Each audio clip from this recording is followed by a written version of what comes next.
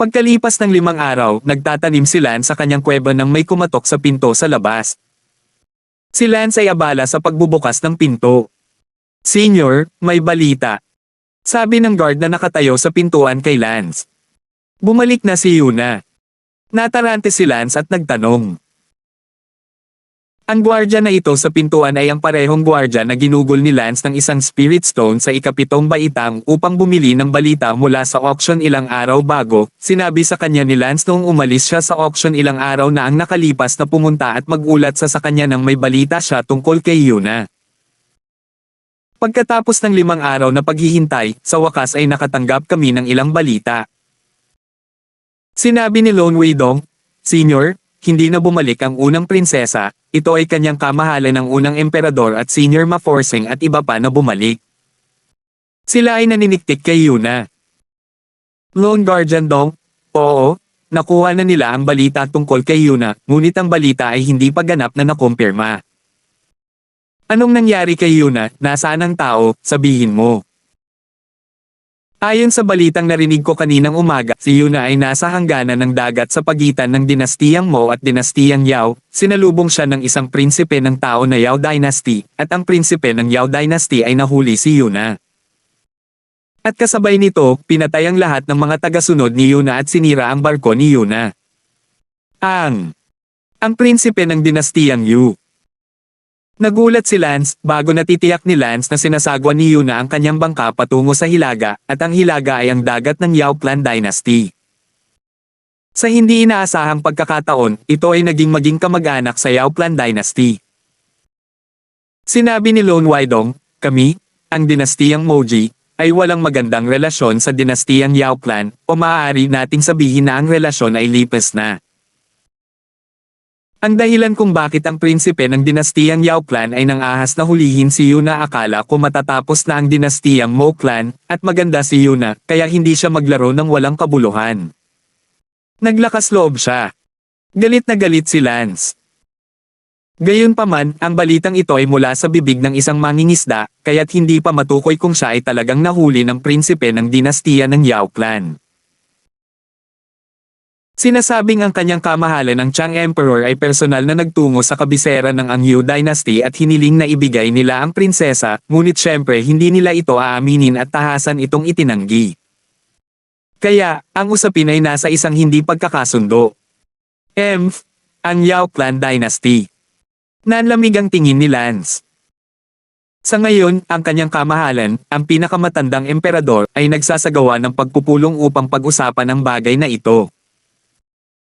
Paglabas ko, hindi pa nagsisimula ang pagpupulong, kaya hindi ko maiuulat sa iyo ang mga nilalaman ng pulong sa ngayon. Salamat. You're welcome. Kaya babalik muna ako, at isusumbong kita kung may bagong impormasyon. Mabuti. Hindi na magalang si Lance. Ang malungkot na si Weidong na ito, napakasaya niya kay Lance. Una, binigyan siya ni Lance ng Spirit Stone ng ika-7 baitang noong araw na iyon. Ito ay napakabigay. Pangalawa, nakikita niya na si Lance ay isang malaking tao, kaya bakit hindi maglingkod sa isang malaking tao, bakit hindi? Nakalok ang mga kilay ni Lance habang sinasabi niya sa loob-loob, siguro kung may nangyari na kay Yuna sa ngayon, na nadungisan na ng isang prinsipe ng dinastiya ng Yao Clan. Nako, iniligtas niya ang buhay ko noong una, at ginawa ko huwag mong suklian ang kanyang kabaitan maliban sa pagbabalik ng katumbas na balumbon sa kanya. Kung talagang nadungisan siya at pinatay ng isang prinsipe ng Yu Clan Dynasty, isinusumpa ko na ipaghihiganti ko siya. Sa sandaling ito, sa Imperial Palace ng Mo Clan. Long Emperor Maren, pati na rin ang pangalawang pinakamalakas na miyembro ng Mo Dynasty, si Marduk, ang pang-apat na pinakamalakas na miyembro ng Mo Dynasty, Ma-Force, at ang ika-5 at ika-6 na dalawang pinakamalakas na miyembro ng unang yugto ng Tribulation. Ang taong sina Liu Bing at Song Complaint, 5 tao, ay nakaupo sa conference room. Siyempre, may bilog ni Mahayana sa tabi nila. Gayunpaman, sa ganitong uri ng pagpupulong, ang mga Mahayana ay ang mga foil lamang, at ang half-immortals ang nangingibabaw. Sinabi ng kanyang eternal na kamahalan sa lahat, Ayon sa balita ng isang mangingisda, ang aking anak na babae ay malamang na nahuli ng Imperial Dynasty Niue sa junction ng mga dagat, at gayon din, pinatay ng Imperial Dynasty Niue ang lahat ng mga attendant na nasa barko at nawasak. Ang sasakyang dagat, akala niya ay walang putol ang kanyang ginagawa, ngunit lingid sa aking kaalaman, alam ito ng isang mangingisda na nagtatrabaho sa malalim na dagat. Gayunpaman, nakipagsapalaran ako sa kabisera ng dinastiyang Yu para dito, at hiniling ko na sila ibigay ang aking anak, ngunit tahasan nilang itinanggi ito, na sinasabing walang ganoong bagay. Ngayon ay hindi ko na alam kung ang aking anak na babae ay buhay o patay na. Ang dahilan kung bakit ako tumatawag sa pulong na ito ngayon ay upang marinig ang iyong mga opinyon. Tiyo Ma, magsalita ka muna. Tiningnan ni Maren ang pangalawang pinakamalakas na tao sa ikalimang yugto ng kapigatian, si Marduk. Si Marduk ang pangalawang pinakamalakas na tao at kapareho ng henerasyon ng ama ni Maren na si Moghrin, kaya tinawag siyang Uncle Ma ni Maren. Sumimangot si Macarved at sinabing, "Pamangkin Maren, pagkatapos ng ganoong malaking insidente, bakit hindi mo yayain ang iyong ama na lumabas? Ang iyong ama ang numero unong pinakamalakas na tao sa ating Mo Dynasty."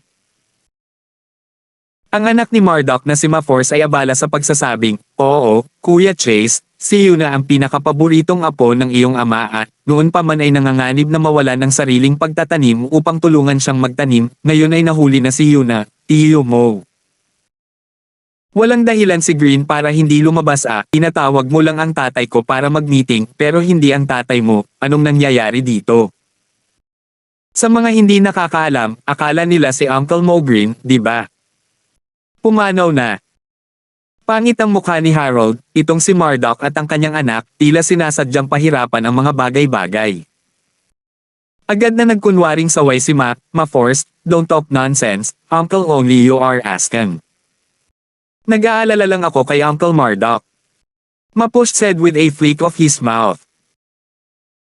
Ang mahabang emperador ay abala sa pagsasabing, "Salamat Ma-Force, kapatid na relasyon, ang aking ama ay maayos, ngunit hindi siya makalayo, ang kanyang paglilinang ay nasa isang kritikal na sandali, at hindi ko siya maiistorbo, kaya't ako ay nakakaabala lamang. Tiyo Marduk, at lahat ng iba pang mga kapatid. Ngayon ay hindi alam ang buhay at kamatayan ng aking anak, kaya sabihin nating lahat sa akin kung ano ang gagawin." Sinabi ni Marduk, "Pamangkin Maren, anak mo si Yuna, sabihin mo sa akin kung ano ang gusto mong gawin." Sobrang nakakalito ngayon, ang dinastiyang Yao clan ay nakamamatay na tumatangging aminin na sa kanilang mga prinsipe ang banihag ang aking anak na babae. Sabi ng mahabang emperador sa mahirap na paraan. Dahil hindi nila ito aaminin, hindi natin sila mapipilit na aminin ito, ngayong ang Yao Clan Dynasty ay mas makapangyarihan kaysa sa ating Mo Clan, at ang iyong ama, si Moghrin, ay nasa kritikal na sandali, kaya natin, wag mo silang guluhin Hahayaan na lang ba natin ang aking anak na babae na mahuli ng mga to at iwanan siyang mag-isa? Nag-aalala si Chase. Pinilit ni Ma na sabihin, "Kuya Chase, si Yuna ay banihag ng isang prinsipe ng dinastiyang Yao, ilang araw na ang nakalipas, kung determinado silang gawin ang gusto ng iyong anak, kung gayon ang iyong anak na babae ay naging ano na ngayon, ano ang magagawa mo kung babalikan mo siya? Ikaw ay walang pakundangan."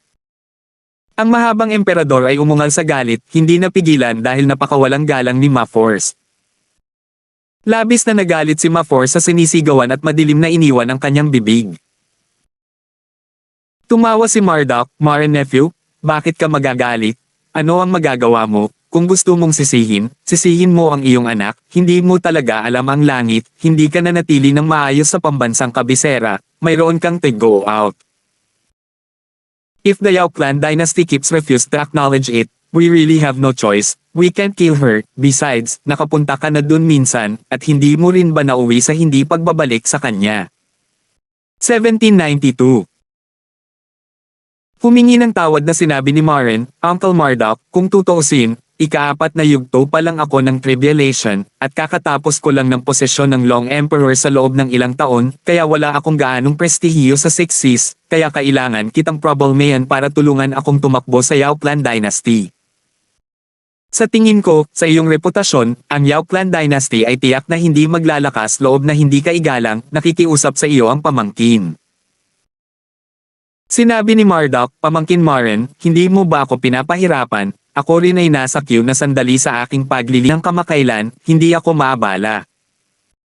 Sigurado akong maiintindihan mo ang aking kahirapan tulad ng pagkakaintindi mo sa iyong ama. Ito. Sige, pamangkin Maren, kailangan ko pang mag-practice. Tito Marduk, paano naman ang anak ko? Sorry, there's no way I'm going to let myself wade into danger because of a woman, unless your father is the one who invited me, no way. Pagkasabi nun, diretsyong lumayo si Marduk, hindi nagbibigay ng kahit anong mukha. Sa lahat. Pilit na ngumiti si Ma, Kuya Chase, kailangan ko ring umalis ng maaga, maganda ang pagkikita ninyo. Bahagyang bumantong hininga si Maren, kung hindi tumulong si Marduk, walang pagkakataon na bumalik si Yuna. Paano kung umalis muna ako, kapatid na Harold? Sina Liu Bing at Song Complain ng Tian ay parehong tumingin kay Maren at nagtanong. Sinabi ni Maren, mag-issue ng utos, sino man ang makakatulong sa akin na ibalik ang aking anak na babae, gagawin ko siyang manugang. Ganyang laro ng bata. Tama. Ilalabas namin ang impormasyon. Makatitiyak ang iyong kamahalan na tiyak na magkakaroon ng ilang malalaking pamilya at kapangyarihan, at ang ilan sa kanila ay handang maghanap ng paraan upang makipag-bonding sa iyo, sa gayon. Sa oras na ito, lumilipad si Lance sa kalangitan, at ang direksyon na pinalipad ni Lance ay ang direksyon ng Yao Clan Dynasty. Yuna, nasa Yao Clan Dynasty ka man o wala, ako, si Lance, ay hahanapin ka, at kung mamatay ka, ipaghihiganti ko ang iyong kamatayan, at kung buhay ka pa, gagawin ko. Tiyak na iuuwi ka.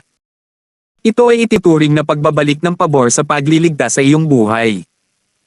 Si Lance ay nanumpa sa loob habang siya ay lumilipad. At sa sandaling ito, sa imperial na kabisera ng dinastiyang Mo, ang Mo clan ay nagpahayag ng mensahe sa lahat ng pamilya at kapangyarihan, sinumang magbabalik sa pinakamatandang prinsesa sa kabisera ng imperial ay makoronahan bilang kanyang manugang. Kaya lang, pagkatapos maipahayag ang mensaheng ito, sa halip na iligtas ng maraming tao ang pinakamatandang prinsesa gaya ng nakatakdang mangyari, ito ay palihim, tahimik na ginawang biro. Halimbawa, sa pribadong silid ng isang restaurant, may mga taong nag-uusap ng palihim. Parang naubusan na talaga ng singaw si Mo. Sa katunayan, ang isang emperador na namumuno sa imperial na dinastiya ay walang kakayahang iligtas ang kanyang anak na babae mismo, kaya paano niya aasahan ang iba? Si Mo ay malamang na hindi magtatagal, walang kakayahan hanggang sa puntong ito, at nagre-rehistro pa rin ng manugang, ito ay katawa-tawa, kung talagang tulad ng sabi-sabi na ang pinakamatandang prinsesa ay nakuha ng prinsipe ng dinastiyang Yao Clan, kung gayon matagal nang nilalaro hanggang mamatay, isang prinsesa na ginampanan hanggang mamatay, maliban kung siya ay mula sa ibaba, ngunit sino mang malakas na lalaki na may ilang katayuan ay hindi magnanais ng ganoong babae.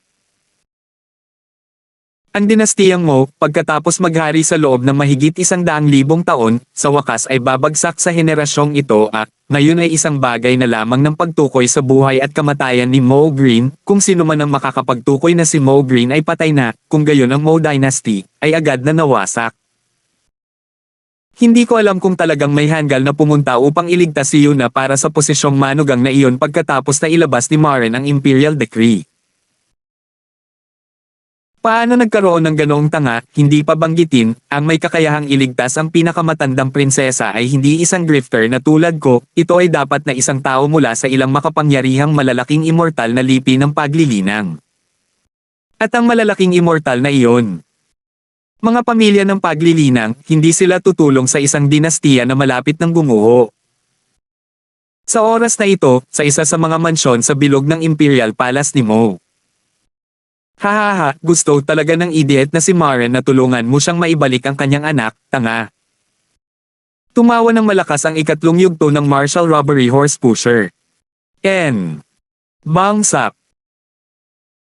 Sa tabi ng kabayo na umuukit ng isang liwanag na nakasisilaw, Xiaopang, huwag kang masyadong maingay, ngayon ay walang nakakaalam kung buhay pa ba si Mo Green, kung sakaling buhay pa siya, kutsain mo ang kanyang anak ng ganito, tapos na.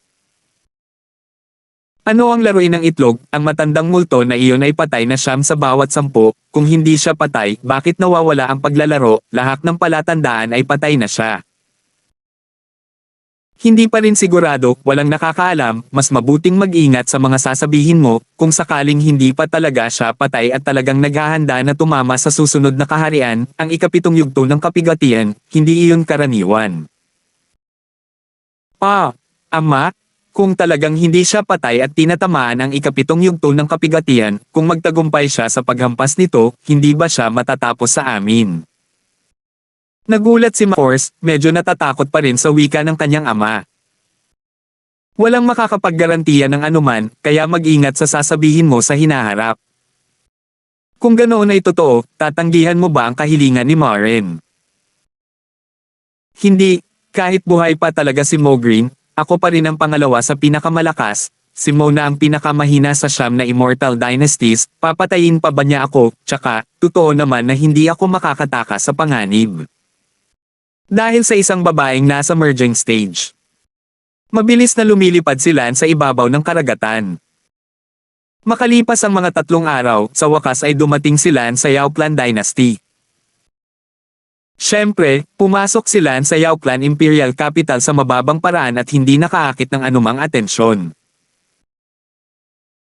Sa sandaling pumasok si Lance sa Yaoplan Imperial Capital, naramdaman niya na ang layout ay katulad ng Moklan Imperial Capital, katulad ng kalikasan, pati na rin ang palasyo bilang sentro at pagkatapos ay nagliliwanag sa paligid, na bumubuo ng isang bilog na may mga lansangan bilang hangganan. Si Lance ay bago sa lungsod, tiyak na hindi pamilyar, at mahirap hanapin si Yuna. Kaya naman, hindi madaanan ni Lance ang karaniwang ruta. Tinanong ni Lance ang isang dumadaan tungkol dito, "Hello, may auction house ba dito?" "Yung auction house? Siyempre meron. Paano ako makakarating doon?" "Diretso ka lang dito at makikita mo, isang napakalaking auction house na may lahat ng kailangan mo." Natagpuan ni Lance ang auction house ng Yaoplan Dynasty. Ang layunin ni Lance ay simple, ang pera ay maaaring magpakilos sa demonyo, kung handa kang gumastos ng mga espiritong bato upang bumaba, hindi ka natatakot na hindi malaman ang tungkol dito. "Hello, Senior, how can I help you?" Bati ng 2 dilag sa entrance ng auction house. Sinabi ni Lance, "Tulungan akong hanapin ang iyong direktor. Sumunod ka sa akin." Dinala si Lance sa isang opisina. Isang lalaki sa ika-5 yugto ng Mahayana ang nakaupo sa silid. "Siya ang namamahala sa amin, pero syempre, hindi ang pinakamataas na namamahala, maaari mong sabihin sa kanya ang anumang gusto mo." "Okay." Isinara ng magiliw na dilag ang pinto at umalis. Ang lalaking nasa ika-5 yugto ng pagpaparami ay tumingin kay Lance, "Sino ka? Ano ang gusto mo sa akin?" Nang walang sabi-sabi, inihagis ni Lance ang kanyang kamay, at lumitaw ang isang bilog mula sa manipis na hangin sa kanyang kamay. Swoosh! Sa bilis ng kidlat, nakulong muna ni Lance ang taong namamahala sa ika-5 yugto ng Great Multiplication. "Ikaw!" Galit na galit ang kinauukulan. Walang pakialam na sinabi ni Lance, "Kung mahihirapan ka ulit, patay ka na." "Fuck! Who the hell are you? Bakit ka gumawa ng hakbang laban sa akin?" Galit na galit ang taong namamahala, at syempre, nalilito siya kung paano napigilan ni Lance, isang unang yugto ng Mahayana, sa kanya ng isang strike. Gayunpaman, si Lance ay nagkaroon din ng sneak attack doon. 1793. Tanong ni Lance, "Ano ang tawag dito?" "Bakit naman kita sasagutin? I advise you to unlock me immediately, or else." Ang isipan ni Lance ay nagsimulang lumiit habang ang Locking Circle ay nagsimulang magkontrata, at hindi siya tapat na makikipagtulungan hanggat hindi siya nakaramdam ng sakit. Sigaw ng kinauukulan. "Maaari ka bang makipagtulungan ngayon? Kung hindi, patay ka, at hindi lang ikaw ang namamahala, kaya maaari akong maghanap ng ibang namamahala." Malamig na sabi ni Lance. I'll cooperate. Masakit na sabi ng kinauukulan. Tama, kung alam mo iyon, bakit kailangan mong tiisin ang sakit na ito? Ang pangalan ko ay Bai Xiaowei, isa ako sa mga namamahala sa auction house na ito. Bai Xiaowei, dahil ikaw ang namamahala sa auction house, sigurado akong alam mo ang ilan sa mga nangyari kamakailan tungkol sa Yu Dynasty. I wonder kung anong mga kaganapan ang tinutukoy mo. Ilang araw na ang nakalipas, wala bang mahabang hari ng dinastiyang Mo na pumunta rito? Oh, well, parang, sabi niya na ang Yang Tian Prince natin, nahuli niya ang anak niya. Yang Tian. Nanlamig ang mga mata ni Lance dahil sinabi iyon ng kanyang kamahalan na mahabang emperador, kung gayon, dapat nangako si Lance na hahayaan itong si Yang Tian na mamatay ng walang libingan. Tanong ni Lance, so, nakuha ba talaga ni Yang Tian si Yuna? Ngumuso ang Bai Xiaowei na iyon, kaya nandito ka para hanapin si Yuna, galing ka sa Mo Dynasty. Pa! Sumampal si Lance at sinabing, ngayon ako ang nagtatanong sa iyo, kung makagambala ka ulit, gusto kong mamatay ka, sabihin mo, nakuha ba ni Yang Tian si Yuna? Hindi ko alam. Tinitigan ni Bai Xiaowei si Lance na may galit. Hindi mo alam. Hindi ko talaga alam, hindi ako pamilyar kay Yang Tian, bukod pa, noong araw na iyon, ang iyong matagal na emperador ay personal na dumating dahil tumanggi si Yang Tian na aminin ito hanggang sa kamatayan, nangangahulugan ito na ang bagay na ito ay hindi magiging madali. Alam na, ito ay dapat na ginawa ng labis na palihim. Maliban kung ito ay isang tao sa tabi ni Yang Tian na nakakaalam. Sinabi ni Lance, alam mo ba kung bakit kita pinili? Dahil ito ang auction house, isang lugar kung saan halos lahat ng immortal na magsasaka ay napunta na noon, ito ang relay station para sa impormasyon. Bai Xiaowei, kailangan kong malaman ngayon, sino ang napakalapit kay Yang Tian, huwag mong sabihing hindi mo alam, tiyak na pupunta rin ang taong iyon dito, kahit na, si Yang Tian ay maaaring madalas na pumunta sa auction house na ito. Ngumuso si Bai Xiaowei, tama. Si Prinsipe Yang Tian ay madalas na pumupunta rito, siya ay regular na bisita sa aming auction house. Gusto kong humanap ng malapit na retainer ni Yang Tian, bibigyan kita ng kalahating oras, kung wala kang makikita pagkatapos ng kalahating oras, mamamatay ka. Maaari mo na ngayong simulan ang pagkuha sa mga taong nasa ibaba mo upang tumingin para sa kanya. Isa ka talagang demonyo. Pagkatapos sabihin iyon, si Bai Xiaowei ay naglabas ng isang jade slip at sumigaw, pumunta ka sa aking kuweba. Maya-maya, dalawang matandang lalaki mula sa divide stage ang pumasok. Senior Bai, anong order mo? Tanong ng dalawang matandang lalaki na pumasok. Nag-aatubili na sinabi ni Bai Xiaowei, pupunta ba si Rugen X sa auction ngayong gabi? Oo, Senior Bai. Pagdating niya, sabihin mo kay Rugen X na pumunta muna sa pwesto ko. Okay. Ayos lang, lumabas na kayo. Pagkaalis ng dalawang lalaki, sinabi ni Bai Xiaowei, si Rugen X ay isang pulang lalaki sa tabi ni Prinsipe Yang Tian, dapat niyang malaman kung nakuha na ni Yang Tian si Yuna. Si Rugen X ay madalas na pumupunta sa ating lugar, minsan bilang kapalit ng Yaoyang Heavenly Prince, at minsan siya mismo ang nagsusubasta ng mga ito. Ngayong gabi ay darating siya. Mabuti. Tumango si Lance. Pwede ko na bang bitawan ang singsing sa leeg ko? Huminga si Lance, wala pa akong nakikitang tao at gusto mong palayain ko sila. Sa tingin mo ba ako ay isang tanga? Hindi kita pababayaan hanggat hindi ko nakikita si Rugen Ten at hindi ka aalis dito. Don't you dare make me. I'll make you do what? How dare you bet your own little life? Fine, panalo ka. Kinagat ni Bai Xiaowei ang kanyang mga ngipin, malinaw na siya ang malakas, si Lance ay mas mahina kaysa sa kanya, at bilang isang resulta siya ay pinagbantaan. Matapos maghintay ng ilang oras, sa wakas ay madilim na. Pagdilim pa lang ay may kumatok sa labas. Pumasok ka na. Pumasok ang isang lalaki, punong-puno ng nakakabigay puri mga ngiti ang mukha. Boss Bai? Ano ang hinahanap mo sa akin? Mayroon bang magandang bagay na partikular na nakalaan para sa akin? Pumasok ang masungit na lalaking iyon na may ngiti na hihihi, siya si Logan X, ang pulang lalaki sa tabi ng Youyang Heavenly Prince. Phew! Muling inihagis ni Lance ang kanyang kamay, nahuli ang lalaking pumasok. Ano ba? Ngumuso si Lance, hahayaan kitang maranasan kung ano ang ano. Sabi ng Lockang Circle na nagsimulang magkontrata. Ang Rugante na iyon ay pilit na nagpupumiglas, ang kanyang mga mata ay marahas na nakatingin kay Bai Xiaowei habang siya ay nagngangalit, Bai Xiaowei, ang lakas ng loob mong itayo ako. Nanlumo si Bai Xiaowei, nasa leeg ko rin ito. Talagang nakita rin ni Logan X ang leeg ni Bai Xiaowei. Sinabi ni Lance, Logan X, ngayon hinihiling ko sa iyo na sagutin mo, o kung hindi, mamatay ka, naririnig mo ba ako? Pakinggan. Well then, let's begin. Hindi ba ikaw ang pulang lalaki sa tabi ni Yang Tian? Oo. Nakuha ba ni Yang Tian ang Imperial Princess ng Mao Clan na si Yuna? Meron. Galit na galit ang puso ni Lance, at meron talaga. Nasaan na si Yuna?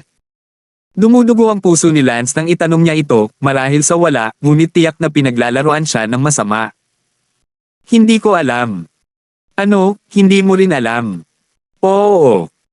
Hindi mo alam, o hindi mo sasabihin, kung hindi mo sasabihin, mamamatay ka. Hindi ko talaga alam, noong araw na iyon na lumabas kami sa dagat, nasagasaan namin si Yuna, nakita namin na napakaganda niya, gustong makipaglaro sa kanya ng aming prinsipe, pagkatapos ay pinatay niya ang lahat ng kanyang mga tagasunod at ibinalik si Yuna ng mag-isa. Pagkatapos ibalik siya sa tirahan ng prinsipe, hindi ko alam kung saan siya nagpunta, kung hindi ako nagkakamali, dapat siyang ikulong sa piitan o kung saan man. Wala nang nakakita sa kanya mula noon, at ang prinsipe ay may inutusan kaming pretuhin ito na parang hindi nangyari. Anak ng asungot. Marina itinikom ni Lance ang kanyang mga ngipin. Tila kailangan ni Lance na pumasok sa mansyon ni Prinsipe Yang Tian. Hindi mahirap para kay Lance na gawin ito, kailangan lang ni Lance na itago ang sarili bilang si Logan X para makapasok, at hanggat ang iba ay hindi seryosong tumingin sa kanyang sanggol o tumakbo sa isang kalahating immortal na powerhouse, gagawin niya. Kadalasan ay hindi natutuklasan. Gumalaw ang isipan ni Lance, at ang bilog na naglalak ng espirito na naglalaso kina Bai Xiaowei at Rugen X ay nagsimulang lumiit ng mabilis. Nagsisinungaling ka, sabi mo paalisan mo ako. Ngumisi si Lance, naniniwala ka sa sinasabi ko, ha? Ang dalawa ay pilit na nagpumiglas, ngunit hindi sila makalaban, ang Lance's Spirit Locking Circle, na direktang nagkulong sa sanggol, ay hindi matutulungan ng sino man, gaano man kalakas, maliban kung sila ay kalahating immortal. Hindi nagtagal, si Bai Xiaowei ay pinatay ni Lance, at si Rugen X ay naghihingalo, si Lance ay agad na nagbalat kayo bilang Rugen X, at nakakuha ng impormasyon tungkol sa mga alaala ni Rugen X, pagkatapos ay pinatay si Rugen X at sinira ang kanyang katawan, si Lance ay lumabas ng silid. Inakala ng lahat na siya si Rugen X. Walang nakakaalam na siya si Lance. Nalaman ni Lance mula sa mga alaala ni Rugen X na inutusan siya ni Yang Tian na pumunta ngayong gabi para mag-auction ng magic weapon na tinatawag na Black Dragon Whip, isang top-grade superior magic weapon na maaaring i-auction kung tama ang presyo. Gayunpaman, tangtila walang balak si Lance na i-auction ito at dumiretso sa tirahan ni Yang Tian. 1794. Hindi nagtagal, dumating si Lance sa mansyon ni Yang Tian. Meet Senior Lo.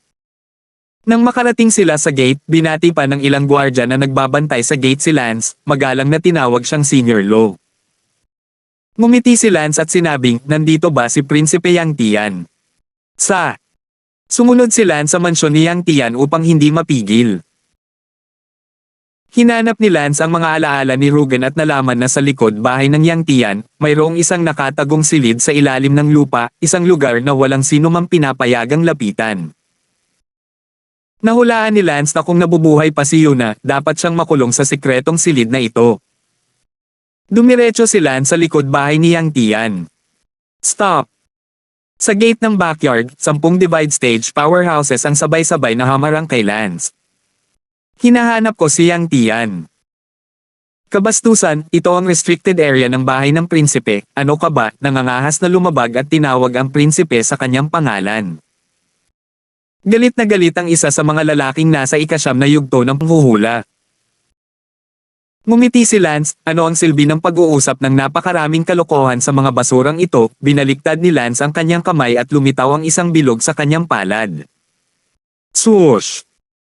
Ang Locking Circle ay tumilapon at nahati sa 10 habang ito ay itinapon sa hangin na natrap ang 10 Divide Stage Guards. Mamatay! Isang salita lang ang sinabi ni Lance at ang 10 bantay ng Distraction Stage ay natrap na patay. Ikaw, hindi ka Rogan 10. Namatay ang huli, nagpupumilit na sabihin ang mga salitang iyon, ngunit sa kasamaang palad, huli na ang lahat. Matapos patayin ni Lance ang mga gwardya na iyon, dumiretso siya sa likod bahay at nakita ang pasukan sa sekretong silid ng likod bahay. Sa sandaling ito, sa underground secret room. Umupo si Yang Tian sa isang upuan at tumawa, Yuna, tingnan ko kung gaano kakatagal makakatagal, sa tingin ko sa loob ng ilang oras, o kahit ilang minuto pa, nasa awa ka na, hahaha. Yang Tian, ikaw ay kasuklam-suklam at walang hiya, ipinapayo ko sa iyo na palayain mo ako kaagad. Let you go. Hindi ko bibitawan ang laman na nasa kamay ko.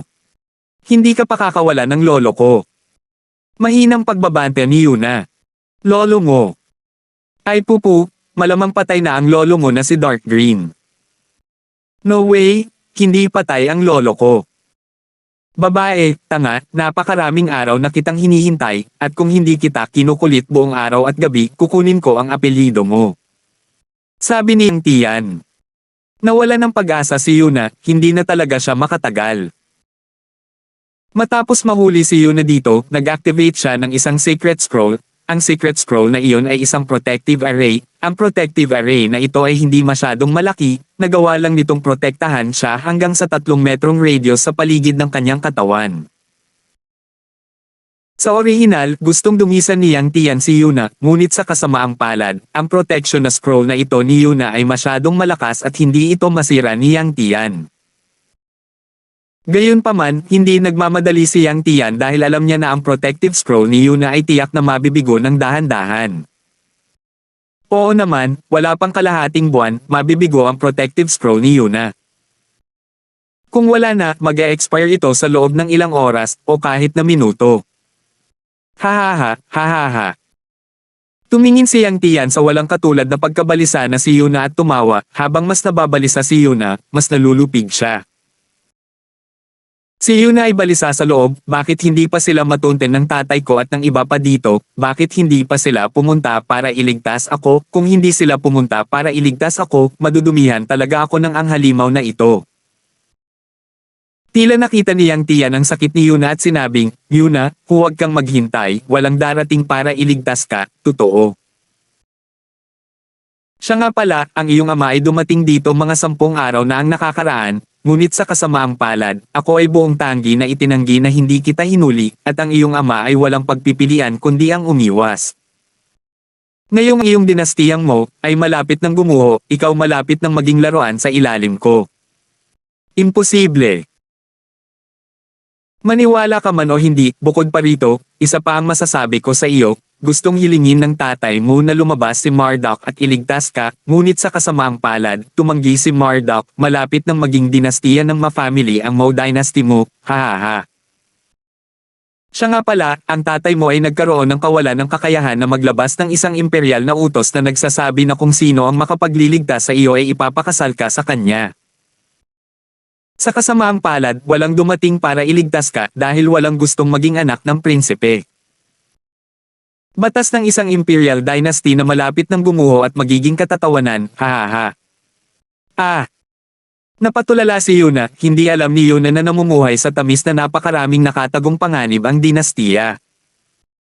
Sa sandaling ito, ang protection na scroll sa tabi ni Yuna ay biglang lumabo ang kulay. Agad na tumayo si Yang Tian mula sa kanyang upuan, ang isang kamay ay umabot sa bewang ng kanyang pantalon, na tila huhuberan na niya ang kanyang pantalon, habang tumatawa. Yuna, ang iyong protective shield sa wakas ay hindi ko na kaya, ay kalahating buwan na akong naghihintay sa sandaling ito, ngayon, tingnan natin kung paano kita susuyuan. Hindi, huwag kang lalapit. Sumigaw si Yuna, kasabay nito, ang protection na kalasag sa paligid niya ay ganap na lumabo, ang protection na scroll na halos kalahating buwan ay natigil, sa wakas ay nabigo. Hahaha. Si Yang Tian ay nagpakawalan ng nakakagigil na murang tawa. Huwag kang lalapit. Sigaw ni Yuna at dumiretso sa sulok. Si Yang Tian ay isang malakas na tao sa ikapitong yugto ng divide stage, at si Yuna, isang combination stage, ay walang kalaban-laban. Sa sandaling ito, nakatayo si Lance sa hagdan na bumababa mula sa pasukan ng ground level chamber. Inihagis ni Lance ang kanyang kamay. Sa isang kisap mata, ang spirit locking ring ay nasa leeg ni Yang Tian. Nagulat si Yang Tian at bigla niyang napansin na may biglang lumitaw na bilog sa kanyang leeg. Ano ito? Si Yang Tian ay abala sa paghawak sa spirit locking ring, sinusubukang tanggalin ito. Sa sandaling iyon, dumating ang boses ni Lance, huwag sayangin ang iyong enerhiya, ito ay espesyal na ginawa para sa mga aso, ang mga aso ay hindi maaaring alisin ito kahit na ano. Ang umiiyak na si Yuna ay agad na tumingin sa lugar kung saan nanggaling ang boses, at agad na nakita si Lance na dahan-dahang naglalakad pababa sa mga hagdan, ang bawat hakbang ay napaka-elegante. Kasamang The Wisp Daemon. Nanginginig sa pananabik ang boses ni Yuna, hindi inaasahan na lilito si Lance sa kanyang harapan kapag nawalan siya ng pag-asa. Agad na lumingon sa likod si Yang Tian, tanging isang estranghero ang nakita. Si Lance ay nagbalat kayo lamang pabalik sa kanyang tunay na mukha nang siya ay bumaba. Sino ka? Bakit ka pinapayagang pumasok sa bahay ng aking prinsipe? Sigaw ni Yang Tian. Ngumuso si Lance, ako ang kikitil ng buhay mo. Maglakas loob ka. Sumimangot si Lance, maglakas loob man ako o hindi, tanungin mo lang ang kwelyo ng aso sa leeg mo, ito ang may pinakamaraming sinasabi. Ano, yung dog collar? Nga pala, naglakas loob kang bastyusin ako bilang isang aso. Sinabi ni Lance, hindi lang kita ininsulto bilang isang aso, ang iyong ama, ang iyong ina, ang iyong buong pamilya, lahat sila ay mga aso. Yuyuyu. Nanginginig ang buong panahon ni Yao Yang, hindi kailanman nakatanggap ng ganoong galit. Sino ka ba? Ngumuso si Lance, dahil masyado kang mausisa, hahayaan kitang maging isang aso na namamatay na may malinis na budi, ang pangalan ko ay Lance, si Yuna ay kaibigan ko, narito ako upang iligtas siya. Ikaw, nandito ka para pakasalan siya. Lalo na para iligtas siya. 1795. Idiot, bakit kailangan kong sabihin sa iyo ng malinaw? Pagkasabi niyon, gumalaw ang isipan ni Lance at humina ang locking circle. Napasigaw si Yang Tian sa sakit, ngunit sa kasamaang palad, hindi siya makapumiglas. Pagkatapos ng lahat, siya ay isang distraction stage lamang, habang si Lance ay nasa unang yugto ng Mahayana stage. Si Yuna ay abala sa pagsasabing, huwag kang papatay, The Wisp Daemon. Bakit? Si Yuna ay abala sa pagsasabing, nasa kanya ang liwanag ng buhay sense, kung siya ay mamatay, malalaman ng palasyo na ilang block ang layo mula sa atin, at isang malakas na lalaki ang susugod sa loob ng hininga. Ikaw pa rin ang nag-iisip. Paano kung hindi tayo papatay ngayon? Sinabi ni Yuna, gamitin siya upang makatakas mula rito at patayin siya sa tamang panahon. Ang gulo. Gusto talaga ni Lance na patayin siya, ngunit ito ang imperial na kabisera ng Yao Clan, at ang kalahating immortal na powerhouse ay darating sa isang kisap mata, hindi maaaring maging pabaya si Lance. Gumalaw ang isip ni Lance, at nagulat si Yang Tian ng Locking Spirit Circle. Yuna, okay ka lang? Tanong ni Lance. Oo. Umiyak si Yuna at tumalon kay Lance. Naku, wag ka nang umiyak, ayos lang, mapagkakatiwalaan mo ako, iuwi kita ng ligtas. Lance the Wisp, sakto ang pagdating mo, kapag hindi ka dumating, madudumihan ako. Well, I know all about it. swerte ka na mahal ka ng lolo mo at binigyan ka ng napakaraming defense scrolls, kung hindi, delikado talaga. Sabi ni Lance. Ngunit ano ang punto, ang aking lolo ay hindi alam kung siya ay patay o buhay, at ngayon ay sinasabi ng lahat na ang ating Mo Dynasty ay matatapos na. Matatapos na ba? Let time tell, why worry so much? Anyway, salamat, Dawis Damon. Huwag kang mag-alala, kahit anong ayos ng tatay ko, susundin ko talaga ang mga ayos niya. Sabi ni Yuna habang pinapanood si Lance na namumula. Anong ibig mong sabihin? Hindi ba't sinabi lang niyang tiya na ang aking ama ay naglabas ng utos ng imperial na kung sino ang makapagliligtas sa akin ay ikakasal ako sa kanya? Hindi mo ba itinaya ang iyong buhay upang iligtas ako dahil sa maharlikang utos ng aking ama? Dahil handa kang makipagsapalaran. Ang buhay mo na pumunta dito para pakasalan ako, hindi ko rin kaya. Hindi, Prinsesa, hindi mo ako naiintindihan. Ang iyong ama ay hindi naglabas ng royal decree na ito noong ginawa ko. Sa katunayan, ngayon ko lang nalaman ang tungkol dito pagkatapos kong marinig ang sinabi ni Yuyang Tian. Hindi ka ganito para iligtas ako Nadismaya si Yuna, mas gugustuhin niya maging ganito. Hindi, dati, sa dagat ng kamatayan, ako ay hinahabol at pinapatay, binigyan mo ako ng isang scroll na nagpapahintulot sa akin at sa The Whist Couple at iba pa na makatakas, ngayong ikaw ay nasa problema, dapat ako ay dumating upang iligtas ka. Ngunit isang balumbon lamang ang ibinigay ko sa iyo noon, at walang maibibigay, samantalang ikaw ay naparito upang iligtas ako, ngunit ikaw ay nanganganib sa kamatayan. No matter what, it was a life-saving act. Sige, Eldest Princess, isipin na lang natin kung paano lalabas sa bibig nitong tigre. Ang mood ni Yuna na nasa sabik ngayon ay biglang nabawasan ng kasiyahan, kung si Lance ay nagsisikap na maging manugang upang iligtas siya, ang ganitong uri ng kwento ay maganda lamang. Sinabi ni Yuna, hindi pa tayo makakalabas, malalaman tayo sa 1 minuto, tama, paano ka nakapasok dito? Makatuwirang sabihin na ang mga estranghero ay hindi posibleng makapasok sa loob ng perimeter ng palasyo, ngunit ito ay isang zone na higit pa sa isang bilog. Agad na nagbalat kayo si Lance at sinabing, nakikilala mo ba kung sino ako? Ikaw. Tama, pumasok ako dito sa pagbabalat kayo sa Rogenten na ito. Hindi katakataka na madali kang makapasok dito, Dawis Damon, maaaring hindi mo alam na sa loob ng isang bilog ng Yu Dynasty, ang kalangitan ay sinusubaybayan ng mga ibon sa kalangitan, kapag ang isang kakaibang mukha ay nakita, ang mga ibon sa kalangitan ay magpapatunog ng isang alarma, pagkatapos maaalerto ang mga gwardya, sa madaling salita, ang sinumang may hindi kilalang pinanggalingan ay matutuklasan at pagkatapos ay mahuhuli sa isang kisap mata. Ngunit paano ka magkakaroon ng mahiwagang kakayahang magbago? Sa pagkakaalam ko, kahit kalahating immortal na antas ng mga powerhouse huwag kang magkaroon ng change avatar Tanging kapag naging immortal ka, magagamit mo itong banal na kakayahan, 10 pagbabago, 20 pagbabago, 36 na pagbabago, 72 pagbabago, lahat ng uri ng banal na kakayahan. Pinaikit ni Lance ang kanyang mga mata, sa tingin mo ako ang Monkey King at 72 pagbabago, isa lang akong disguise artist na lumiliit ang aking mga buto, hindi ako maaaring magbago, lalo pat maging mga insekto, isda, ibon at mga hayop, magbabalat kayo lang ako sa iba't ibang tao. Tuturuan mo ba ako? Pakiusap ni Yuna. Mahirap turuan ka, para turuan ka, kailangan ko munang mag-spread ng ilang basics like internal power and internal strength. However, I decided to teach you para madali tayong makaalis. Kinabukasan, nagturo si Lance ng diskarte sa pagbabalat kayo kay Yuna, kahit na hindi siya kasing lakas ni Lance, halos hindi niya mapalitan ang hugis ng mukha ng 1 o 2 tao.